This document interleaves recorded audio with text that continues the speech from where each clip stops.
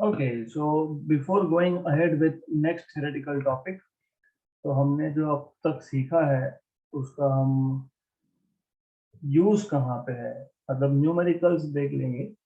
तो we want to solve numericals on Stokes law and also one numerical related to terminal velocity.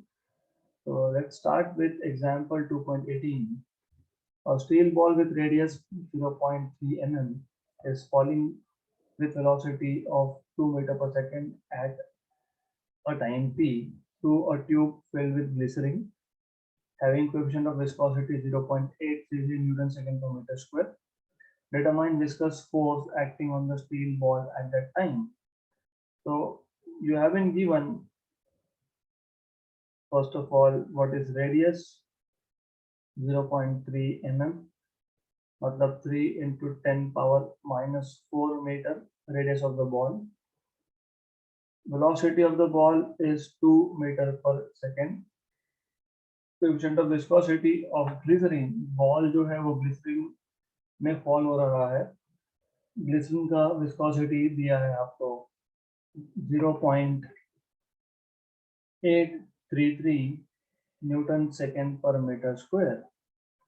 आपको viscous drag निकालना है, तो you are suppose to find out how much is viscous drag. मतलब if you remember, viscous drag मतलब force due to viscosity, drag मतलब force होता है। And if you remember from Stokes law, हमने इसका फॉर्मूला बनाया था विस्कस ड्रैग का, विस्कस फोर्स का, 6 पाई ईटा आर वी। तो it is very straight forward question, ज्यादा घुमा फिरा के यहाँ पे कुछ करना नहीं है हम लोगों को। तो फोर्स इक्वल टू 6 पाई ईटा, ईटा की वैल्यू आपको पता है, बाय द वे पाई की वैल्यू आपको पता है 3.14, ईटा की वैल्यू आपको दी है 0.833, आर की वैल्यू आपके पास है 3 इंटू 10 पावर माइनस 4 और वेलोसिटी की वैल्यू है 2।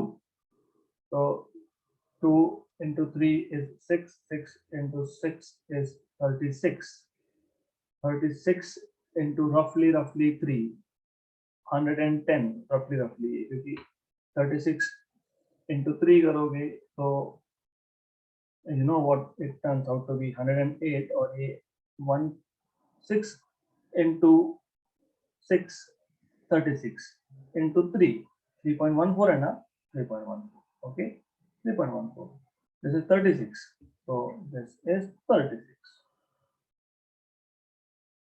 36 into 3 108 होता है, 108, और ये आगे 0.14 है, तो मैं रफली इसको 110 ले सकता हूँ, this is what I am saying। बचा अब आपका ये और 10 का पावर -4, तो 110 into 0.833 into 10 power -4। तो obviously as you see कि 11 into 83 roughly ये 9 something आएगा, है ना। तो it should be around first digit should be 9। तो exact calculation तो obviously आपको करने हैं, but from rough calculations it is turning out to be around 9 point something into 10 power -3। तो मैं वापस बता देता हूँ, कुछ नहीं है, फोर्स में 6 into 3.14 into 0.833 into 3 into 10 power -4 into 2 ऐसा है। 3 2 6, 6 into 6 36, 36 into 3.14 is roughly 110। 110 को आप 0.833 से मल्टीप्लाई करोगे तो ये 94 पॉइंट समथिंग आता है रफली इंटू 10 पावर -4, तो 9.42 इंटू 10 पावर -4 ऐसा कुछ आंसर आएगा। And exactly answer is 9.422। तो exact calculations I will leave it on to you। So after you multiply all this you get 9.422 into 10 power -3 Newton का force। तो simple question था, extremely simple, there was nothing in this question at all। Okay, so let's move to next example, example 2.9। A spherical drop of oil falls at a constant speed of 4 centimeter per second in steady air. Steady air क्यों बोला है? अगर आपको याद होगा terminal velocity निकालते वक्त हमने फ्लूइड एट रेस्ट लिया था, उसमें से एक बॉल फॉल हो रहा था, यहाँ पे फ्लूइड की जगह पे एयर है, एयर स्टेडी है, उसमें एक बॉल जो है वो फॉल हो रहा है with constant speed of 4 centimetre पर सेकेंड। जब कांस्टेंट स्पीड बोला है मतलब आपको टर्मिनल वेलोसिटी की वैल्यू बताई है, right? Calculate the radius of the drop. The density of oil is 0.9 ग्राम पर centimetre cube, density of air is 1 gram per centimeter cube, and coefficient of viscosity is 1.8 into 10 power minus 4 poise, and value of G is 980 centimeter per second square. तो अगर आपने ये पूरा question पढ़ते वक्त कुछ चीजों पे ध्यान दिया होगा, जैसे all the parameters are in CGS units, तो हमको आंसर भी CGS में रखना है, राइट? तो speed V is 4 centimeter per second. Density of oil, तो डेंसिटी ऑफ लिक्विड आपको याद होगा हमने ये डिनोट किया था सिग्मा से, राइट? करेक्ट। यहाँ पे गड़बड़ हो जाती है, फॉर्मूला याद करना आपको, V equal to 2/9 R square G rho minus sigma upon eta, ऐसा फॉर्मूला था। ओके, ये सिग्मा होता है फ्लूइड का डेंसिटी, ये रो होता है जो बॉल उस फ्लूइड से फॉल हो रहा है। तो यहाँ पे फ्लूइड मतलब एयर है, तो सिग्मा एयर का 1 आएगा। Okay, so you have to pay little bit of attention to things, otherwise you will be in problem. So calculate the radius of the drop. Okay, the density of oil is 0.9 gram per centimeter cube. तो यहाँ पे आपको थोड़ा सा you can say values सही नहीं है, it's not correct, अभी कुछ नहीं कर सकते, जो है वो है, we cannot help it, उल्टा दिया है इन्होंने। तो this question is wrongly framed, but in any case हम उसको modify कर लेंगे। मैं वापस बता रहा हूँ, हमेशा रो मतलब क्या, जो बॉल है उसका डेंसिटी, यहाँ पे बॉल किसका है? ऑयल का, और ऑयल का डेंसिटी क्या बोला है? 0.9 बोला है क्या? Density of oil is, density of air is 1, density of air is 1, तो सिग्मा 1 मतलब उल्टा दिया हुआ है। ओके, तो you need to be little careful, यहाँ पे वैल्यूज गलत दी हुई है ऐसा बोल सकते हो आप, राइट? तो you have to be careful over here. तो मैं सिग्मा को, sigma S density of air, मैं उसको 0.9 मानने वाला हूँ इंटेंशनली, अदरवाइज वैल्यूज करेक्ट नहीं आएगी।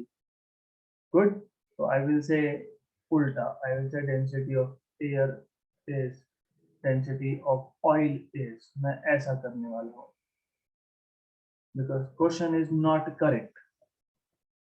Density rho of oil drop, मतलब oil is 1 gram per centimeter cube.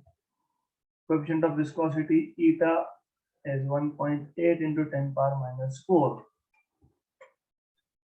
और G की वैल्यू तो 980 है ही। You are supposed to find out radius R, तो इट्स स्ट्रेट अवे फॉर्मूला आप कौन सा यूज करोगे? तो बहुत सिंपल है, G की वैल्यू भी नोट डाउन कर ही लेते हैं। तो G इज 980 सेंटीमीटर पर सेकेंड स्क्वायर, फॉर्मूला तो आपको पता ही है। Terminal velocity V is equal to 2/9 R square G rho minus sigma by viscosity eta. Good, तो ये जो फॉर्मूला है इससे हम R का फॉर्मूला बना सकते हैं। So what we can do here is this. So r square is equal to 9 eta v upon 2g rho minus sigma. ऐसा कर सकते हैं हम लोग. Therefore r is equal to under root of 9 eta v upon 2g rho minus sigma बन गया formula. तो अब इस फॉर्मूला में आपको सिर्फ वैल्यूज सब्स्टिट्यूट करनी है. 9 into eta, if you remember, eta was 1.8 into 10 power minus 4 poise.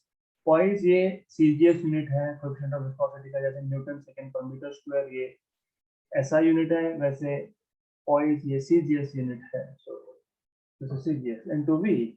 Into V, V is velocity जो आपको 4 सेंटीमीटर पर सेकंड दिया है, अपॉन 2 into G, G की वैल्यू 980 दी हुई है, 1 minus 0.9, 1 जा 2 जा.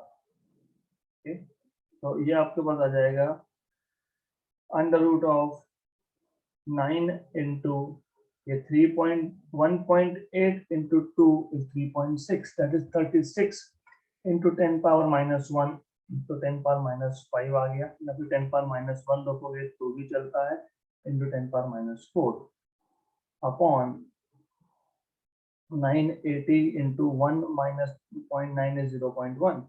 0.1 is 10 power minus 1, तो ये और ये हो गया cancel out. This is equal to 9 का रूट 3, 36 का रूट 6 अपॉन, और ये 10 पावर माइनस 4 का 10 पावर माइनस 2, ऐसा कर सकते हो, अपॉन 980 को आप लिख सकते हो. If you want you can write 49 into 20, है ना, और 20 को आप लिख सकते हो 4 into 5. तो यह आ जाएगा आपका 3 into 6 into 10 power minus 2 upon root of 7 into 2 root 5.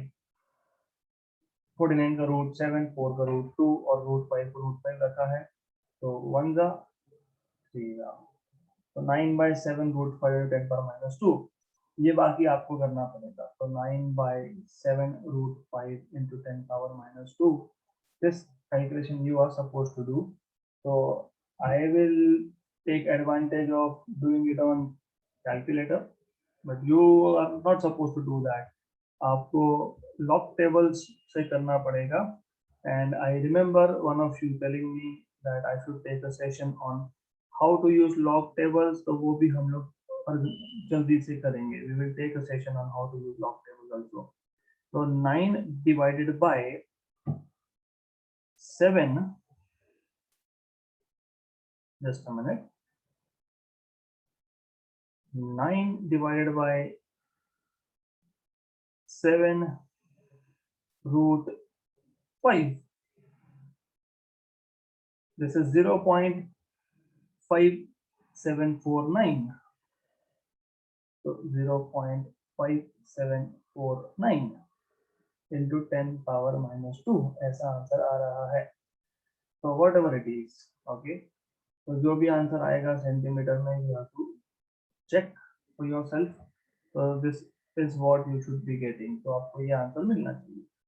Again text book में आंसर रॉन्गली प्रिंटेड है. Wrongly in the sense 10 power minus 2 वहाँ पे लिखा नहीं है, ओके, और आगे सेंटीमीटर लिखा है. तो maybe they want to write answer in metre, इसलिए 10 पावर माइनस 2 वहाँ से हटाया है, हो सकता है. तो व्हाटएवर इट इज, हमारे पास जो आया है हम वो लिखने वाले हैं. Okay, so this is how you are supposed to solve. तो हमने क्या किया, from formula of terminal velocity what we have done is we have found out formula for r, और हमने उसके बाद सिर्फ उसमें वैल्यूज सब्स्टिट्यूट किए हैं जो भी गिवन पैरामीटर है उसके, and then we are done. तो इतना ही करना था बेसिकली आप लोगों को. Okay, so let's move to next topic, next theoretical topic which is equation of continuity. Equation of continuity. बहुत इंटरेस्टिंग, बहुत सिंपल सा इक्वेशन है। तो let's see what is the equation of continuity. तो एज यूजुअल पहले हम लोग एक बार थ्योरेटिकली देख लेंगे, देन हम स्टेप बाय स्टेप थ्योरी के साथ रिवाइज करेंगे। तो आइडिया ऐसा है कि we have a tube and this tube is basically again random in shape, मतलब ये ट्यूब का क्रॉस सेक्शनल एरिया हर जगह पे सेम नहीं है। तो you have a tube of varying cross section, तो क्रॉस सेक्शनल एरिया हर जगह पे सेम नहीं है। Let us consider a steady flow of incompressible fluid। steady flow मतलब आपको पता है streamline flow होता है, मतलब किसी भी एक पॉइंट पे। this is important when I say steady flow, तो sometimes students get confused between velocity constant at every point। नहीं, आपको अगर याद होगा तो मैंने आपको बताया था steady flow का क्या मतलब होता है।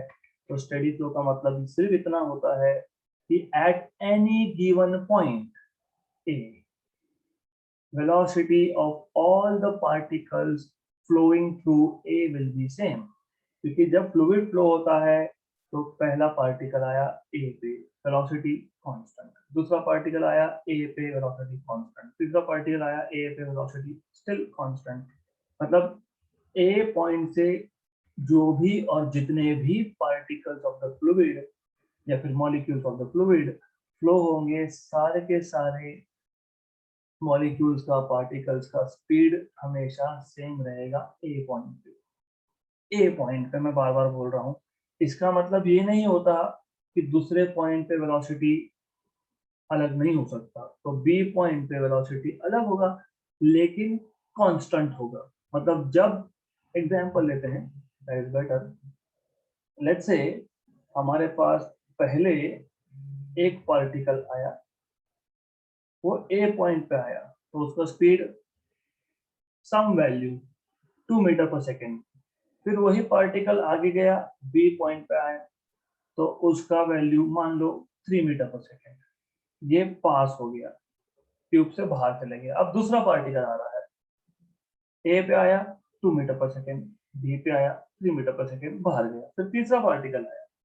तो स्टेडी फ्लो का मतलब ये होता है that at a given point, at a given point, speed of any particle is same, that is steady flow, right? But inside the tube, point to point speed vary हो सकता है और होता है।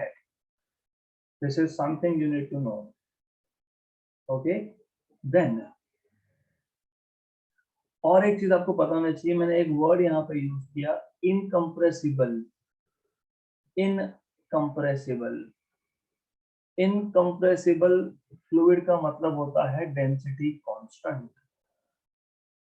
तो हम इस केस में इनकम्प्रेसिबल फ्लूइड ले रहे हैं जिसका डेंसिटी कांस्टेंट है। ऐसा क्यों? क्योंकि एज आई टोल्ड यू, ये जो ट्यूब है हमारे पास, है ना, इसको थोड़ा सा मैं शेप चेंज कर लेता हूँ ट्यूब का, just a minute, because it will give you a better understanding of what I am saying. Something like this. यहाँ A पॉइंट था, यहाँ पे B पॉइंट था।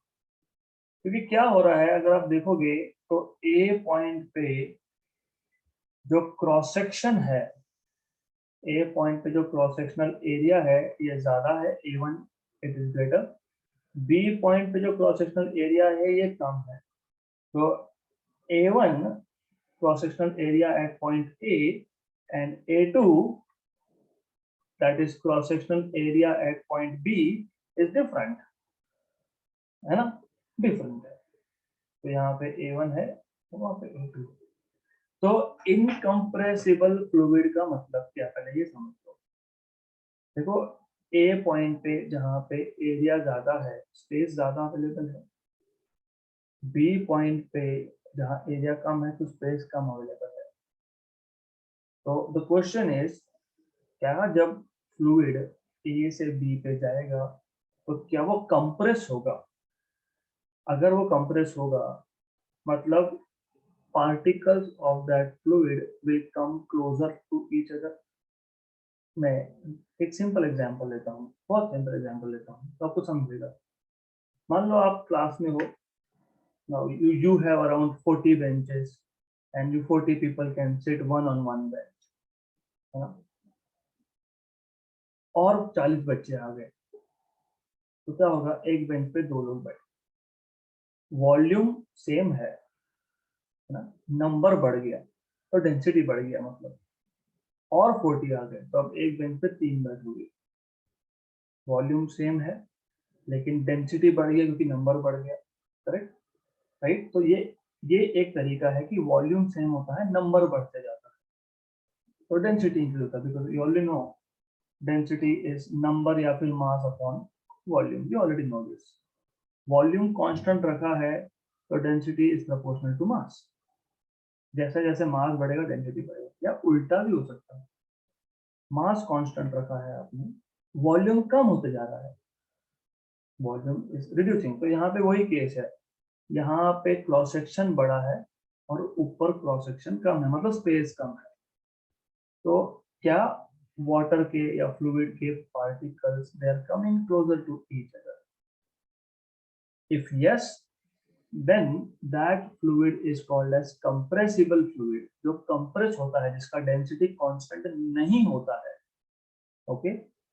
तो इक्वेशन ऑफ कंटिन्यूटी डिराइव करते वक्त हम जो फ्लूइड ले रहे हैं फॉर द टाइम बीइंग वो है इनकंप्रेसिबल, मतलब फ्लूइड का डेंसिटी कांस्टेंट है, मतलब पार्टिकल का डिस्टेंस चेंज नहीं होगा, ऐसा बोल सकते। तो फिर क्या होगा, फिर वेलोसिटी चेंज होगा, मतलब जितना क्रॉस सेक्शन ज्यादा उतना स्पीड कम, मतलब ए पॉइंट पे वेलोसिटी v1 है तो बी पॉइंट पे वेलोसिटी v2 है, तो जितना पाइप नैरो होता जाएगा, जितना पाइप छोटा होता जाएगा उतना स्पीड बढ़ते जाएगा, राइट, गुड। और ये आपने रियल लाइफ में यूज किया है, हर किसी ने यूज किया है मोर और लेस। कैसे, गाड़ी कभी धोई होगी आपने, गाड़ी या साइकिल व्हाटएवर इट इज, या फिर गार्डनिंग करते होंगे तो पाइप लिया, टैप पे लगा दिया, टैप ऑन कर दिया, पानी आ रहा है लेकिन स्लो आ रहा है, प्रेशर नहीं मिल पा रहा क्योंकि वाटर का स्पीड स्लो था, फिर क्या करते हैं, उस पर हम थंब लगा देते हैं।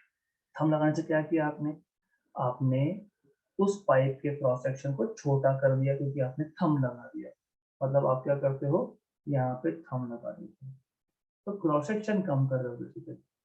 तो जितना एरिया कम होगा क्रॉस सेक्शन का उतना स्पीड बढ़ता है, अगर लिक्विड इनकंप्रेसिबल होगा तो, good, that is one thing you have learned. What so far equation of continuity में हम क्या ले रहे हैं पहले वो समझ लो। हम ले रहे हैं एक ट्यूब जिसका क्रॉस सेक्शनल एरिया चेंजिंग है, वेरिंग है, सेम नहीं है। दूसरा, हमने उस ट्यूब में 2 पॉइंट ले लिए ए और बी, ए पॉइंट पे क्रॉस सेक्शनल एरिया A1 है, बी पॉइंट पे क्रॉस सेक्शनल एरिया A2 है, A1 is greater than A2। तीसरा, क्योंकि फ्लूइड हमने जो कंसीडर किया है वो इनकंप्रेसिबल है तो velocity v1 at bigger cross section is less than velocity v2 at smaller cross section। तो जैसे जैसे एरिया ऑफ क्रॉस सेक्शन कम होता है स्पीड बढ़ता है, तो 2 कंडीशन हमको पता होनी चाहिए, A1 greater than A2 and V1 less than V2, that is correct, right. This is something you need to understand, ये पता होना चाहिए। अब हम ऐसा करेंगे, हम लोग 2 छोटे छोटे सेक्शन कंसिडर कर लेंगे, एक सेक्शन यहाँ पे ले लेंगे हम लोग और एक सेक्शन यहाँ लेंगे, एक ए पॉइंट पे सेक्शन लिया, एक बी पॉइंट पे सेक्शन लिया, we have taken 2 sections, let us give them some name। इस सेक्शन को मैं बोलता हूँ E, F, G and H, और इस सेक्शन को मैं बोलता हूँ P Q R and S. Okay, छोटे सेक्शन क्यों लिए? छोटे सेक्शन इसलिए लिए क्योंकि अगर ए से एक पार्टिकल ए डैश पे जा रहा है, मतलब वो सेक्शन क्रॉस कर रहा है, तो ये एक सेक्शन था, यहाँ पे ए पॉइंट है, यहाँ पे स्पीड v1 है, और अगर ये सेक्शन बहुत छोटा है, पाइप का एक छोटा सा सेक्शन लिया, तो जब ए से पार्टिकल ए डैश पे गया तो स्पीड में ज्यादा चेंज नहीं हुआ। मतलब प्रैक्टिकली हम अज्यूम कर सकते हैं कि throughout this distance A to A dash speed is v1, मान सकते हैं ऐसा हम लोग। तो स्मॉल डिस्टेंसेस के लिए हम ऐसा अज्यूम कर सकते हैं कि speed is constant. Okay, now ये डिस्टेंस कितना, फिर ए डैश डिस्टेंस कैसे लिखोगे? आपको पता है velocity is distance upon time, तो distance is velocity into time. Velocity कितना? v1, right, v1, velocity is v1। मैं मान लेता हूं कि पार्टिकल को, फ्लूइड को ए से ए डैश आने के लिए small amount of time delta T लगा, तो v1 delta T is the distance from A to A dash, क्योंकि velocity into time is distance, तो velocity into time is distance। Okay, concept simple है, लेकिन पहली बार जब हम समझते हैं थोड़ा डिफिकल्ट जाता है। ओके, तो सो फार फ्लूइड यहां से एंटर होगा और यहां से एग्जिट होगा। जब एंटर हुआ, जब ए पॉइंट पे आया, तो वेलोसिटी v1 है। हमने ए पॉइंट पे एक छोटा सेक्शन ले लिया E F G H. Okay, we have taken a small section E F G H. Okay, then the time taken by the fluid to cross this section is delta t, or velocity of the fluid in this section is v1। Therefore this distance, this much distance is v1 delta t, right? इतना आपको पता होना चाहिए, v1 delta t। Similarly b point पे velocity है v2, b point velocity v2 है, right?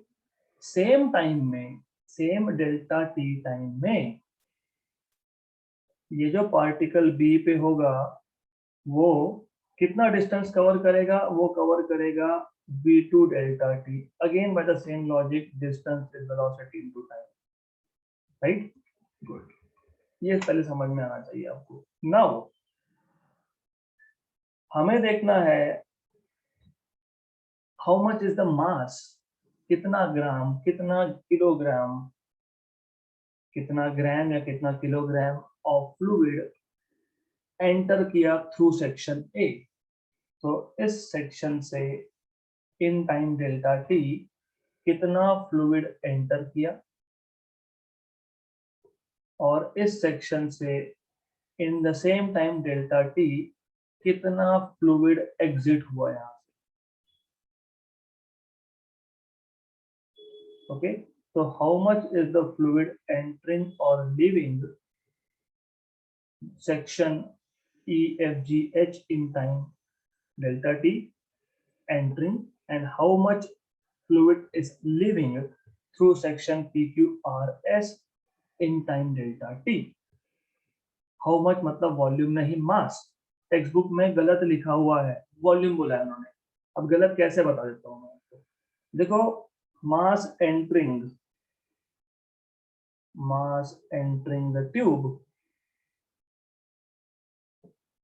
right, at point A is rho A1 V1 delta T। उन्होंने volume लिखा है, गलत कैसे बताता हूँ। रो, रो क्या होता है? Rho is kilogram per metre cube density. A1 मतलब cross sectional area metre square. V1 delta T मैंने अभी अभी बताया डिस्टेंस है, नहीं भी पता होगा तो metre per second into second, correct? Cancel cancel, metre square और ये मीटर मीटर क्यूब कैंसिल, क्या बचा, क्या बचा आपके पास, किलोग्राम बचा।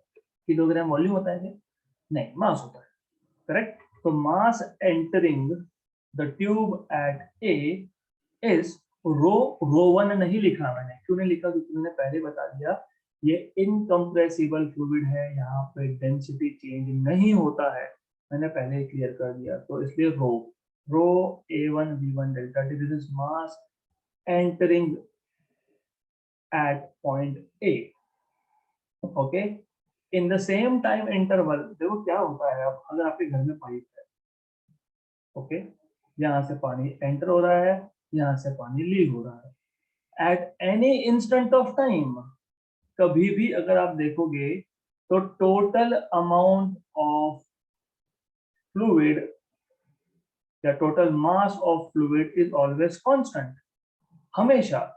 यहाँ पे अगर 10 किलो है तो 10 किलो ही रहेगा, अगर यहाँ से 1 किलो एंटर किया तो 1 किलो उतने ही टाइम में एग्जिट हो जाएगा, मतलब यहाँ पे quantity inside this tube is always same.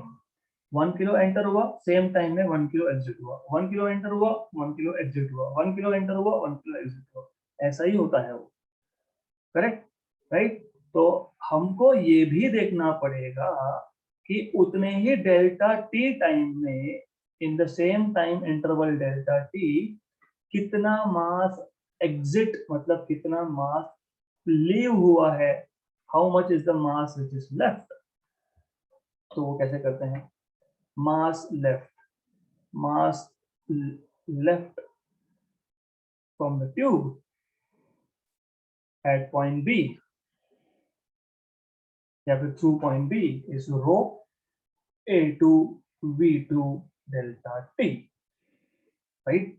जिसको ये नहीं समझ में आया ये मास कैसे है तो बता दो, what is mass, volume into density, what is volume, area into length, है ना, सिलेंडर का length into density, what is length, length मतलब ये डिस्टेंस, ये डिस्टेंस, इतना डिस्टेंस, इतना डिस्टेंस हमने क्या निकाला, तो V1 डेल्टा टी, ओके। तो V1 डेल्टा टी, या फिर मैं इसको इन शॉर्ट लिखूंगा V डेल्टा टी, ए V डेल्टा टी रो, है क्या, रो, यस, ए यस, ए V1 मतलब V, यस, डेल्टा टी। तो this is how you get equation of mass entering और लीविंग द ट्यूब, करेक्ट। तो डेल्टा टी टाइम में मास कितना enter हुआ, रो A1 V1 delta T time में मास ऑफ फ्लूइड कितना exit हुआ ट्यूब से, रो A2 V2 डेल्टा टी। और हमने क्या बोला है, ये जो फ्लूइड है ये इनकम्प्रेसिबल है, मतलब क्या, डेल्टा टी टाइम में जितना मास ट्यूब के अंदर आएगा उतना ही मास उतने टाइम में ट्यूब से बाहर निकलेगा, 1 किलो आया 1 किलो गया, 1 किलो आया 1 किलो गया, ऐसा। Therefore mass entering is equal to mass leaving, cancel, cancel, cancel, cancel, therefore A1 V1 equal to A2 V2, therefore AV equal to constant, this is nothing but equation of continuity, ये आ गया आपका equation of continuity, इसको आप बोलते हो equation of continuity.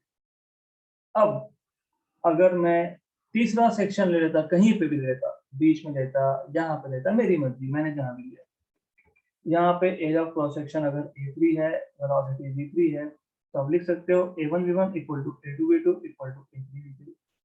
चौथा section लिया कहीं पे भी, मैं बोल सकता हूँ equal to A4 V4। This is the power of equation of continuity. तो इक्वेशन ऑफ कंटिन्यूटी क्या है, पहले ये पता होना चाहिए, ओके। तो now I will quickly tell you the idea again. तो फर्स्ट टाइम में थोड़ा सा कनेक्ट करने को डिफिकल्ट जाता है, second time it becomes easier. तो what is the basic idea, बहुत बहुत सिंपल सा एक कॉन्सेप्ट है। द आइडिया इज, आपके पास एक ट्यूब है which is of varying cross section. So you have a tube which is of varying cross section. Cross section same नहीं है, अलग अलग है। एक पॉइंट लेता हूं मैं जहां पे area of cross section A1 है, वेलोसिटी V1 है, यहां से लिक्विड एंटर करेगा। मैं एक पॉइंट लेता हूं B जहां पे area of cross section A2 है, स्पीड V2 है, यहां से लिक्विड एग्जिट करेगा। एग्जिट करेगा मतलब ऐसा नहीं कि यहाँ पे ट्यूब खत्म हो गया, हो सकता है ट्यूब कंटिन्यू होगा। मैं ट्यूब में एक पॉइंट ले रहा हूँ रैंडमली मेरी मर्जी से, ओके। तो फिर अब यहाँ पे एक सेक्शन कंसिडर कर लिया मैंने, स्मॉल सेक्शन EFGH, और यहाँ पे एक सेक्शन ले लिया मैंने PQRS।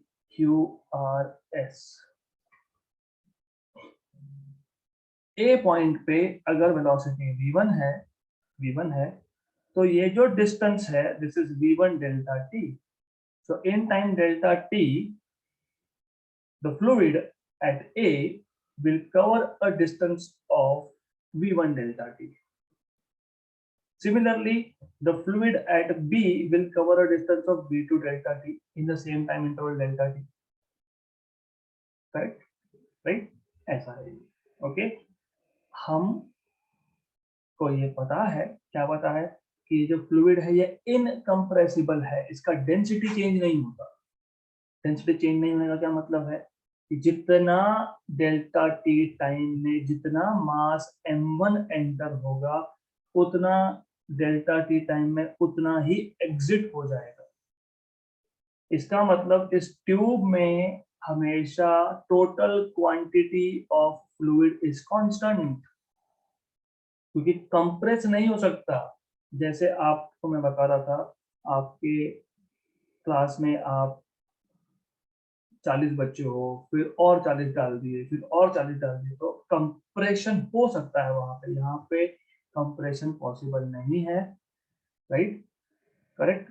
यहाँ पे हम कंप्रेशन नहीं ले रहे हैं, incompressible. Good, right. Now mass entering equal to mass leaving. Mass entering, what is mass? Volume into density, volume into density. Density ρ1 ρ2 नहीं लिख रहे हैं क्योंकि इनकम्प्रेसिबल मतलब density is constant at every point. But what is volume? Area of cross section into length into density, area of cross section into length into density. Area of cross section is this, what is L1? L1 is this length. ये delta T कहां से आया ये हम assume कर रहे हैं, हम ऐसा बोल रहे हैं कि मान लेते हैं स्मॉल अमाउंट ऑफ टाइम में, स्मॉल इंटरवल ऑफ टाइम में डिस्टेंस कितना कवर किया, तो ये हम अज्यूम कर रहे हैं। How much is the distance covered, distance travelled by the fluid in small time interval. छोटे टाइम इंटरवल में, क्यों छोटा टाइम इंटरवल? क्योंकि क्रॉस सेक्शन छोटा लिया ना मैंने, EFGH, ट्यूब का छोटा सा पार्ट है। हमारे पास एक बहुत बड़ा पाइप है, हमारे पास we have a very big pipe. इसका एक छोटा सा क्रॉस सेक्शन, करेक्ट? इसमें से फ्लूइड पास हो रहा है। अब मुझे बताओ कि उस फ्लूइड को ये स्मॉल डिस्टेंस ट्रेवल करने के लिए स्मॉल टाइम लगेगा, ऐसा ही होता है ना, स्मॉल डिस्टेंस ट्रेवल करने के लिए स्मॉल टाइम ही लगता है, राइट? तो इसलिए मैंने बोला कि इस small time interval delta T, what is the distance traveled is V1 delta T। तो वो डेल्टा टी हमने अज्यूम करके लिया, हम मान रहे हैं कि स्मॉल टाइम इंटरवल में फ्लूइड ने A पॉइंट पे V1 delta T distance cover किया है और B पॉइंट पे V2 delta T distance cover किया है। तो ये आ जाएगा आपका L1 as V1 delta T और L2 is V2 delta T. Cancel cancel, तो A1 V1 equal to A2 V2 मिल गया equation of continuity. Okay, good. So that's all you have to know. So what I will do is now I will point by point note down so that you will understand once again. It will be kind of a revision. So first of all, क्या लिया था हमने? Steady flow. Steady flow में क्या होता है? किसी भी एक पॉइंट पे वेलोसिटी हमेशा कांस्टेंट होता है, दूसरे पॉइंट पे वेलोसिटी अलग है लेकिन कांस्टेंट है। मतलब ए पॉइंट पे वेलोसिटी 2 मीटर पर सेकेंड, हमेशा 2 मीटर पर सेकेंड, बी पॉइंट पे 3 मीटर पर सेकेंड तो हमेशा 3 मीटर पर सेकेंड, राइट। तो सबसे पहले ये स्टेडी फ्लो है बताना चाहिए। तो consider steady flow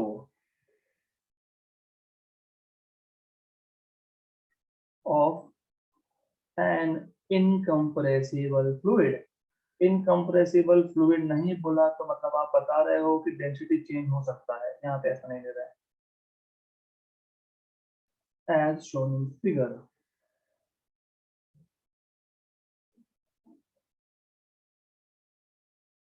Okay, now for a steady flow, you know velocity of particle at any given point is constant, but it varies from point to point. So for a steady flow,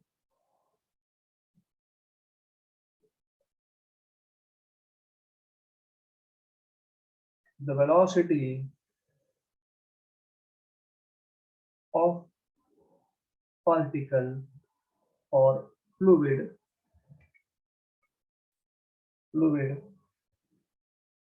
remains constant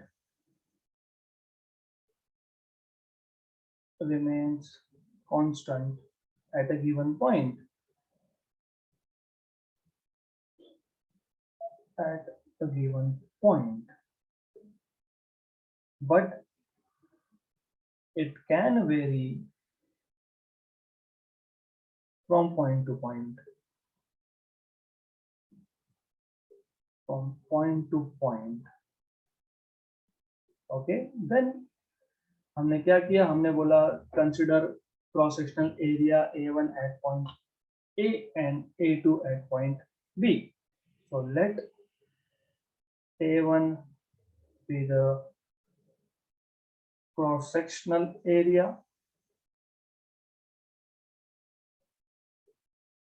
at point A and A2 be the cross sectional area at point B. Area at point B.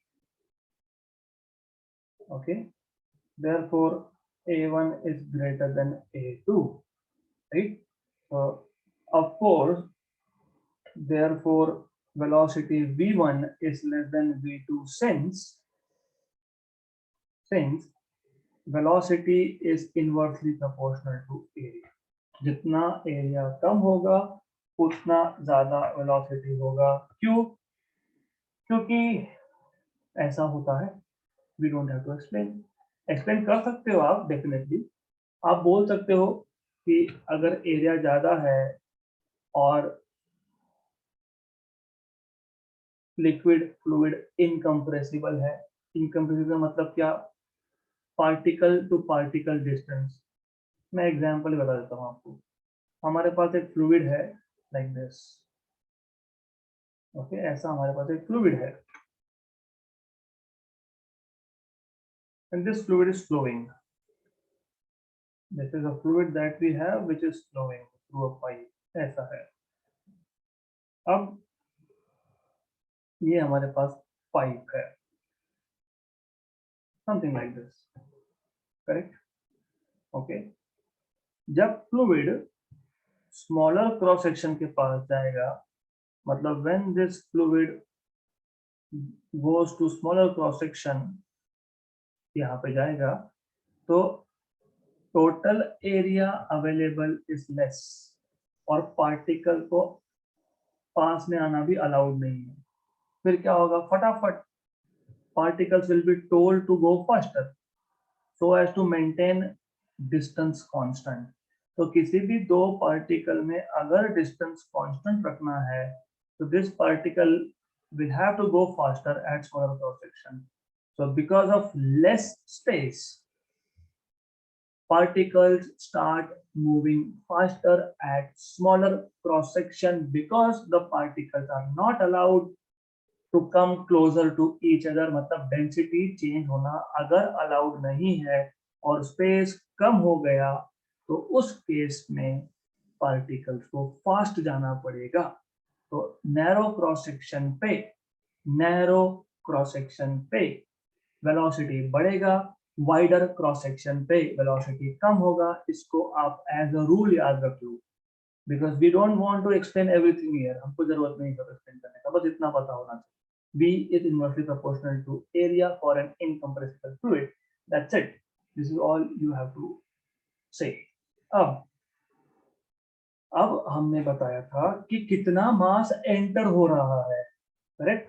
तो हमको कितना मास enter हो रहा है उसके लिए हम small cross section consider कर लेंगे at point A and point B. तो consider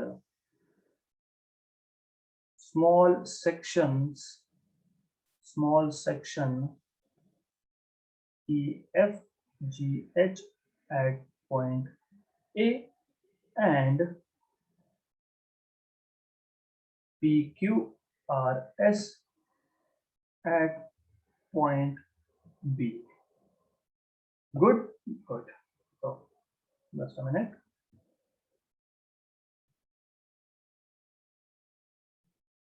Now, before I change page, I need to copy this because we will need this again for understanding. Good. Now, मास कितना enter किया उससे पहले हम बोल देंगे the fluid at A covers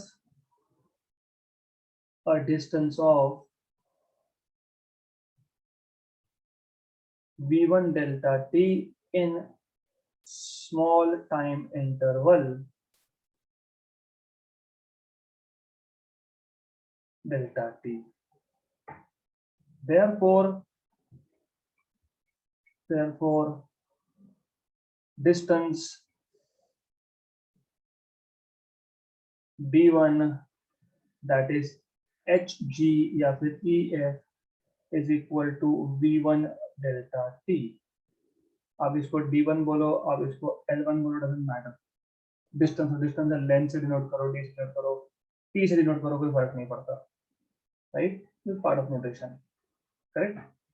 good. Okay. Therefore mass entering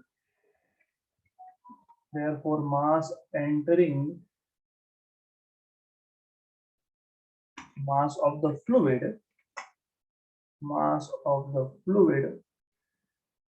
entering at A in time delta T is m1. What is mass? Volume into density. What is volume? A1 d1 into rho. But what is d1? It is v1 delta T into rho. This is mass m1 entering in time delta T at point A.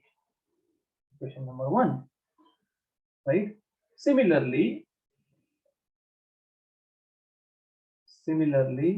the fluid at B covers a distance of V2 delta T in small time delta T. Therefore, distance D2 is equal to, या फिर D2 को हम SR भी बोल सकते हैं, PQ भी बोल सकते हैं, is equal to V2 delta T.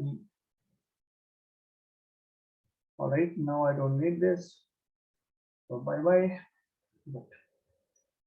Right? Therefore, mass of the fluid leaving the tube at B in time delta T is m2 equal to v2. v यहाँ पे कंफ्यूज मत करना, ये वॉल्यूम v होता है, capital V is volume and not velocity. So this is equal to a1 d2 rho. Therefore m2 is equal to a2 sorry A2 d2 is V2 delta T into rho, equation number 2. But as I told you, as the fluid is incompressible, mass entering at tube A is equal to mass leaving the tube at B. But since the fluid is incompressible,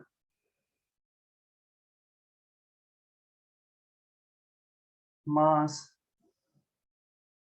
entering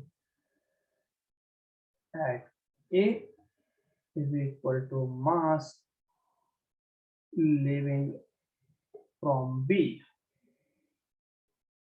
Therefore, you will have M1 equal to M2, and therefore you will write down A1 V1 delta T rho equal to A2 V2 delta T rho delta T or rho delta T or rho cancel, and therefore you will have A1 V1 equal to A2 V2, and therefore you can write AV equal to constant in general. Equation number 3. So equation number 3 is called as equation of continuity. It's called as equation of continuity. That's it. Okay, good. So we are good for today. एक छोटा सा one paragraph का सिर्फ कुछ और terms introduce करने हैं हमको, वो रह गया, तो वो हम नेक्स्ट सेशन में ये रिवाइज भी करेंगे।